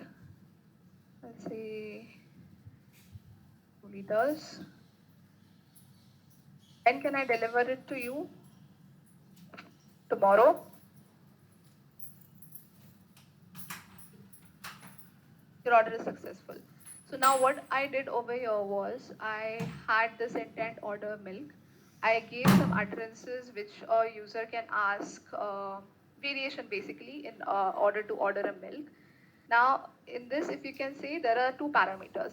One is your volume, another is your 10 time. So I can say today, these are the automatic identified ones. I have not configured this. These are the system identified ones. And I told my intent that these two are important. These two are mandatory parameters that needs to be fulfilled in order to complete my request, or in order to complete my request and give the response, my order is successful. So unless both these conditions are not fulfilled, I will not get this response. Okay. So this is basically about the prompts and flows in Google Dialogflow. Now, another interesting thing which I would like to show you all is the context part. Okay, now just check this. I say, I like dogs. What do you, over here, if you can see, it say, what do you want to know about dogs?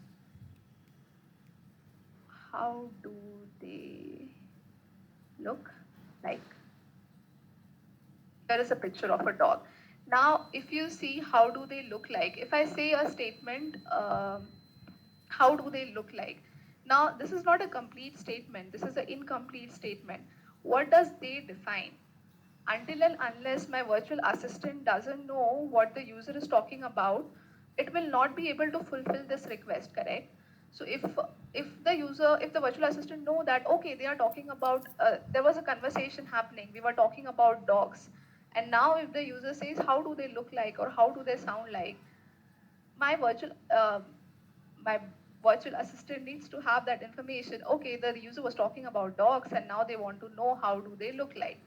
So how you can maintain context in a conversation? So in order to do that,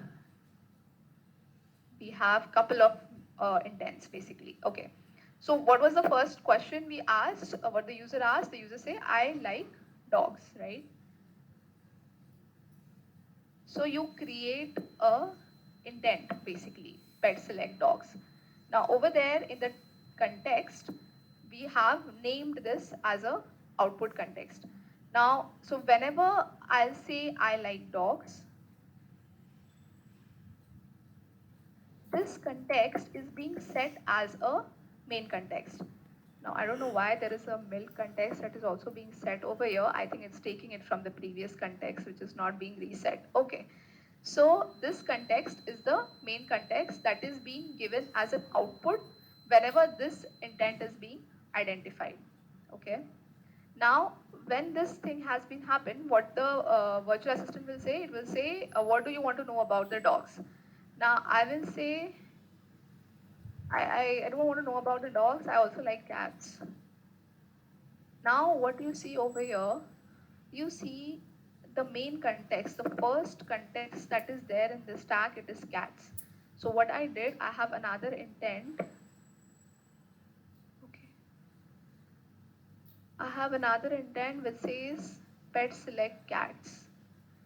Now, what is there in the pet select cat? It has like, I like cats. I just have some training phrase which says I like cats. Now, in this, as an output context, cats, I have just named it. This name can be anything. It can be ABCD, it can be whatever you want to give. But this name of this context is associated with this intent. So whenever I say I like cats, this intent has been identified and the main context that is being set over here is cats.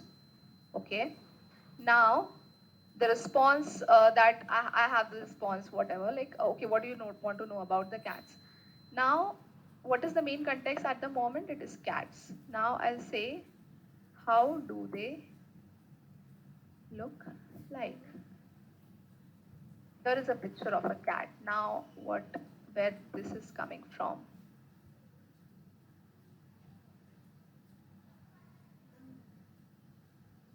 Okay, so we had two intents. Both the intents gave their respective context as an output. Now we have another two intents which says, which is taking this output, this context as an input. So basically, what are the training phrases for it? So how do they look like? This is what I asked, right? So when I asked how do they look like, this intent was activated.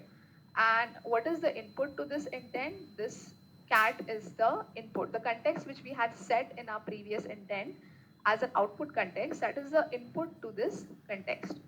So now, once it gets that context, because this is the main context, this was the response that our virtual assistant gave. Here is a picture of a cat. Similarly, we have the same thing for dog as well. So there is a dog show. Correct. So same question. How do they look like? And the dog context which we have set over here, that is a input. So this is the input and this is the response out of it. So this is how you can maintain the context. You can give them as an output, you can take them as an input. Now over here you see the question was same, how do they look like? And we created two intents out of it. So there is a way that multiple intents can be handled in a single statement. So I don't have to create two separate cat and dog show. It can be done in a single intent as well, but that is more advanced thing, which can be found in the documentation. But for now, basically, that's how you can maintain a context in your virtual assistant. Now we are talking about entities. Entities we already know. We have a less time. Okay. So there is something called as knowledge in Dialogflow. Now knowledge is, this is similar to what, it's in beta stage. Okay, we can just leave it for now. Knowledge is nothing but the Q&A maker. So basically it is similar to the Q&A maker what we have. It will allow you to extract information and create a Q&A pair kind of a thing. Now what is fulfillment? So fulfillment is nothing, you have your virtual assistant ready, right? You created some intents, you created some entities. Now you want to create some, you want to get data from some APIs or you want to get data from some third party.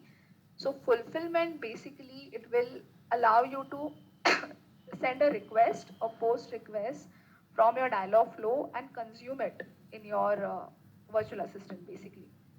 So it's nothing but an API call that you can do from your virtual assistant, and you can get a response back into it. I have not enabled it for now, but if we enable it, so see, you can enter a UI, you can have a basic authentication mechanism over here, and you will get a response basically whenever you can initiate a fulfillment. Okay, now coming back to the integration. So just similar to Azure, there are various, what we say, integration channels that are available. You can see there is a Dialogflow, there is Signalware, there is audio codes, all of it. We'll just enable the web demo. I've already enabled the web demo. Now over here, I'll say I like cats. Like dogs.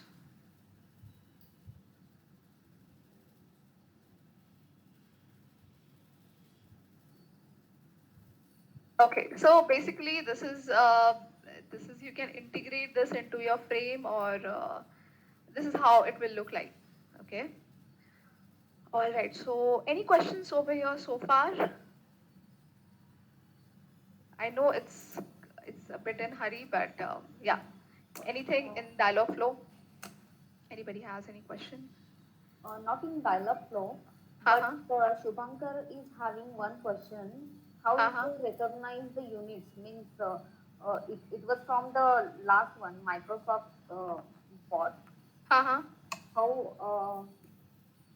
will it recognize the units? It may be kg, grams, quantity, packets. It has. So even Microsoft has a pre-built, as you can say, it has pre-built entities. It has date time, it has dimensions over here. So some it recognizes, but like kg, so you can say there are dimensions. So in dimension, what it has is, it has 2 miles, it has square kilometers, and it has feet. Now, if I want to train this for kgs, right? So we have intent, what is the intent? Order vegetables, I guess it was, okay. 2 kgs, right? So 2 it identified, but kgs it did not identify. So this I will have to actually map it to it. So I'll say, okay, this is dimension, and now this is my way of saying kgs. So now it will actually map it to it. Now if I have to train this, let me just, Okay, I don't know why I did not do that.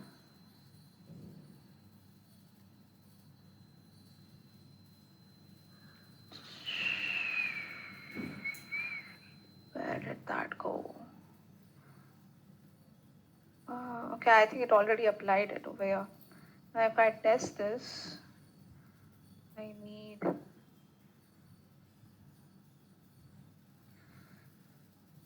kgs. Onion.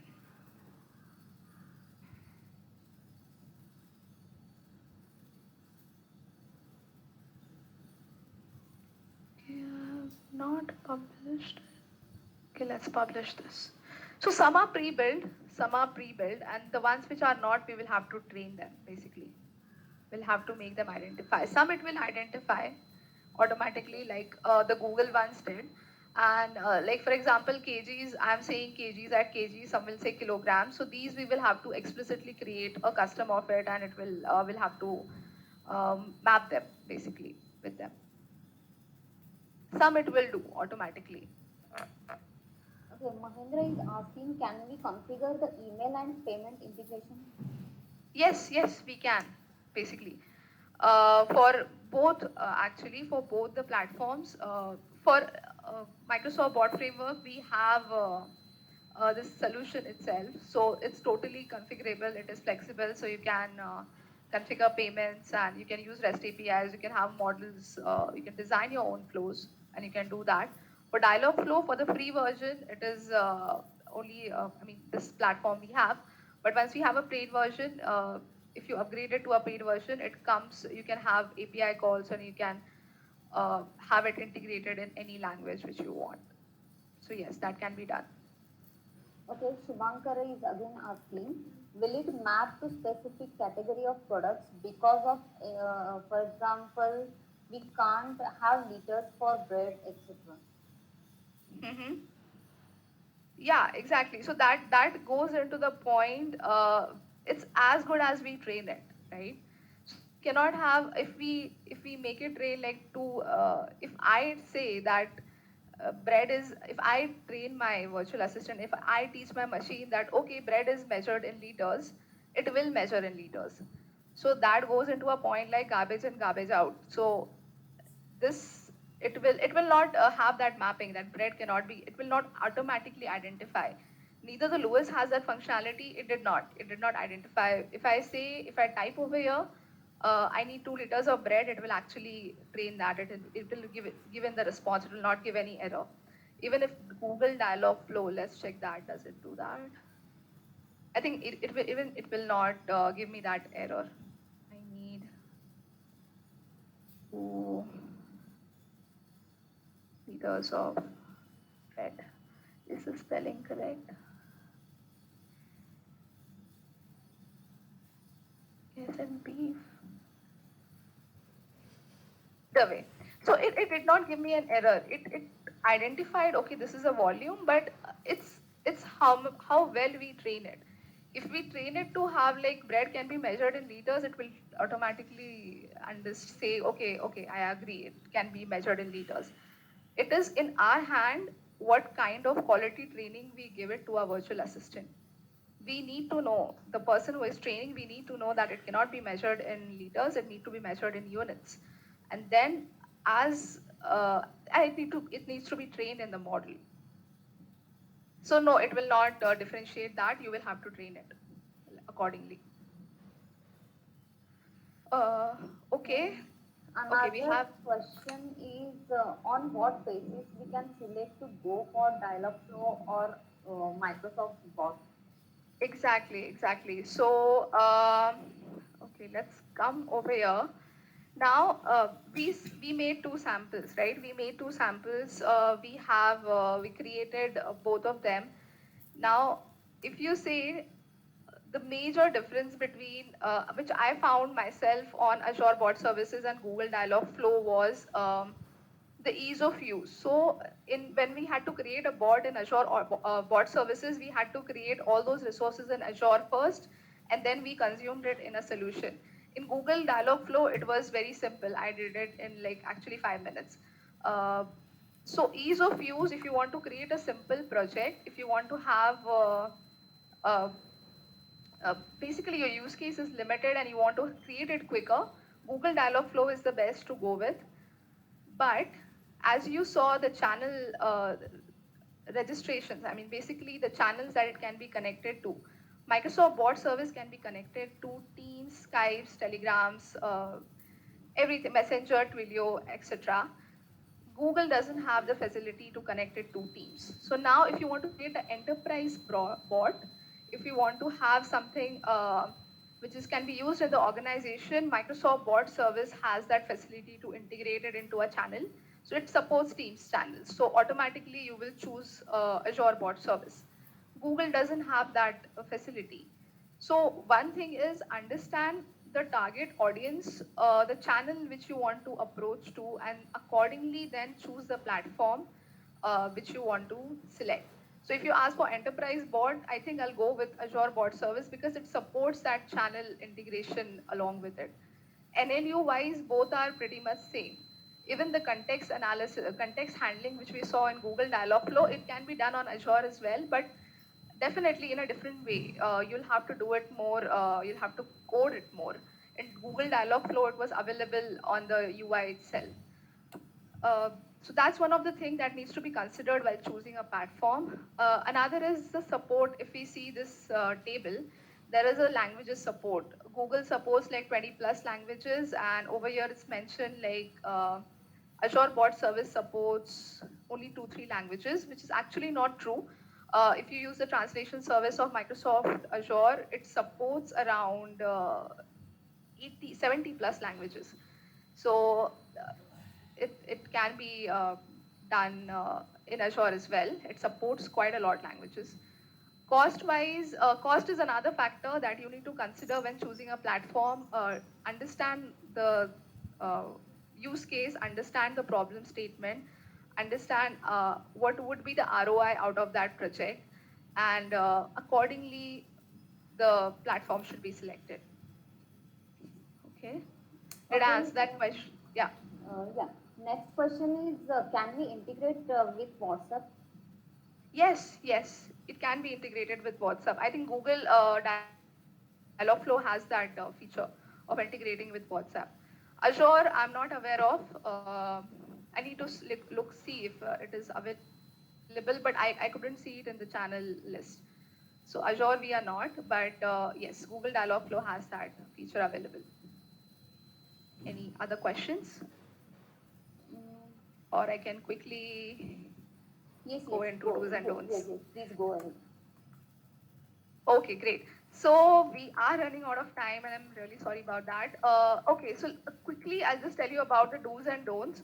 So the do's basically brainstorm the problem. Like I said, whatever you are trying to solve, first understand whether it needs an automation or not, whether we really need to have a virtual assistant into it or not, or is it something that can be done quickly using automation, using some REST APIs and utility.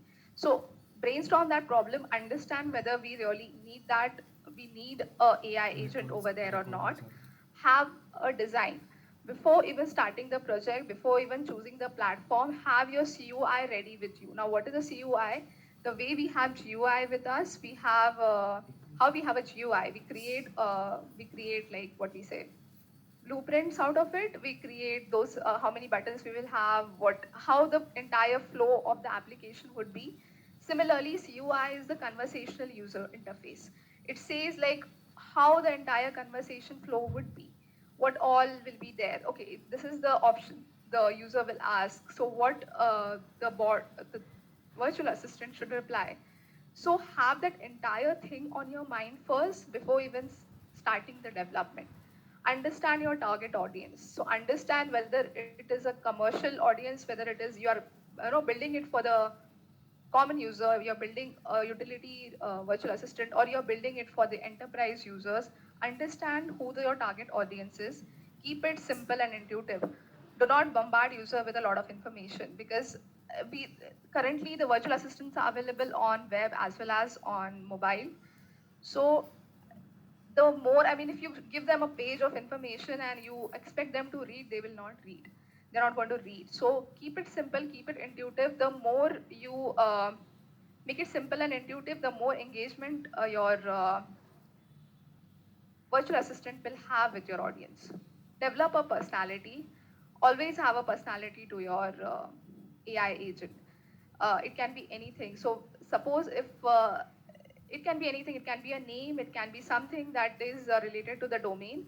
But if I say the word HR, the first thing that should pop in my head is the HR uh, digital assistant of my company. So that kind of engagement your virtual assistant should have with the audience. Some of the don'ts, it's basically opposite of what we had in the do's. Do not automate for the sake of automation. Do not create a virtual assistant for the sake of creating a virtual assistant. Setting it and forgetting it, it's something, it's not similar to an application development where you create an app and you just, do a bit of debugging, do a bit of troubleshooting, have some, if you have some errors and then you forget it. Virtual assistant or AI agent, conversation AI is something that needs to be given a lot of time. It needs to be trained over a period of time. Suppose now I have trained an utterance intent. I have trained an intent with 100 utterances. Okay, there are 100 ways of saying you can order a grocery, but tomorrow someone else comes and they say a new utterance which was not trained in my model. So you need to keep training your model continuously in order to get a better accuracy. Lack of personality, it's again, if it doesn't have a personality, the user will not feel connected to it. Not measuring your virtual assistant performance. The application insight which we saw in Azure and even I think the Google Dialogflow has it, not the application insight, but the analytics. Always measure your virtual assistant performance. See where it is failing, see how it is doing, whether it is able to answer the queries or not. See the accuracy of it. Continuously measure it and then keep on training it. Don't overload user with the information. It's something what we keep it simple and intuitive. Okay, now these were basically my lessons learned. Um, yes, it actually takes a village to build an AI agent. So I'll just tell you. Okay, we have 1 minute. I'll tell you quickly. So when I created my first project, when I was working on my first conversation AI project, we were around 10 in a team. So we had it was being built for a HR unit. So we had a team of 2 to 3 BAs. They used to interact with the HR. They used to try to and this was back in like 5 years ago. So it was the entire this chatbot and conversational AI was a new thing back then. So they were the ones who were who used to work, who used to make them understand that it is their role as well. So it's not just the developers, it is the data that we will be getting it from them, that we will build our conversational AI agent. So they need to provide us that data. They need to give us those variants of utterances that will be asked by the entire HR community or the employees that will be asked, so that we can train it. So as we say, your AI agent is as good as the data that you feed. If you tell it that, okay, bread can be measured in liters, it will believe the bread is measured in liters. You have to make it understand that, okay, bread is not in liters, it is measured in quantity and units. So it's not magic, okay? It's as good as you train it. It's basically what we feed it. It's garbage in, garbage out. If you tell it it is measured in liters, it will believe it is measured in liters. So that's one thing that you have to believe, and you have to make others understand that it's not magic. There is a lot of work that requires to be done, and it is a lot of people involved, like even the testing team. So testing team, unless they don't test it in all the possible ways, you will not know where your AI agent is failing. So today you believe, okay, 10 utterances is working fine. Tomorrow someone says something new, it will fail over there. So it is a continuous process that happens, and um, people ask this question, okay, how many days you will keep doing it? I'll say you keep doing it till it's a continuous thing. Okay, for one domain, it might take 6 months to go over there. Tomorrow you have a new domain added to your AI agent. Again, it will keep on happening, and this we need to know ourselves, and this we need to explain it to the business as well. One thing that has really helped me was whenever I think about is, okay, so what my AI assistant will say. Imagine, and this was actually advice that one of my lead gave a couple of years ago, Sanjeev. So he told me, like, first think how a human would react. So if you tell someone who doesn't know, so just think about it. Ask this question to a human, see how they will react, and accordingly, then you code your conversational AI agent accordingly. Like I said, training is the key, and it's not magic. And yes, the lessons have been learned. I think, okay, so I overstepped by 2 minutes. Anyone, any questions? Maybe we can just spare a minute or two for it. Yes, there are two questions. So Okay. can you send the chats to via email? Sorry, can we? Can we send the chats to Uh-huh. via email? Yes, we can. So chats, basically, we can extract those chats and export it like that, right? And Sorry. the next question is, can it be integrated for live agent if required? Yes, yes, it can be. It can be. So Microsoft, if you remember the diagram which we went back over here, there is a 3P agent which it talks about. So there is a handoff possible. All the frameworks that are available in the market today, they have handoffs available. So yes, it can be handed off to a live agent. Okay, that's it. Yeah. Any questions? Any questions? Okay. Okay. I will stop sharing now. Yeah. Thank you, Prerna, for such an amazing session on conversational AI and Hackbot from scratch. With lot of examples, videos, and practical application of virtual assistants using Microsoft Azure platform and Google Dialog Pro. Which made the session more interactive and interesting. It was really informative, and it will help a lot to all of us. Thank you. Thank you so much. Yeah. Thank you, everyone. And I want to make one announcement. Tomorrow we have one more meetup. It will be third session of data engineering series, building a simple ETL pipeline at the 4 p.m. So by Surbhi Maitre and Pratiksha Daria. So please do attend. And thank you, everyone. Have a great day ahead. Thank you, everyone. Thanks, Hope, thanks, Prerna. This is Sucheta here. So Hi, Sucheta. How are you? I am fine. So Prerna has been, associated with WITS since 2018. She's a very active volunteer and she has played various roles with WITS. And every year, she plays a different role. And I hope you have enjoyed this session and have got a lot of hands-on, tips from her. Yeah, I hope. Mahendra, how it was? Yeah, ma'am, it's very good. And it's very learning. Okay, great. Thank you. Okay, thank you, Prerna. Let's keep Thank you, in touch. Sucheta. Yeah. Yes, yes, sure. Thank you. Thanks a lot, everyone. Happy weekend. Bye.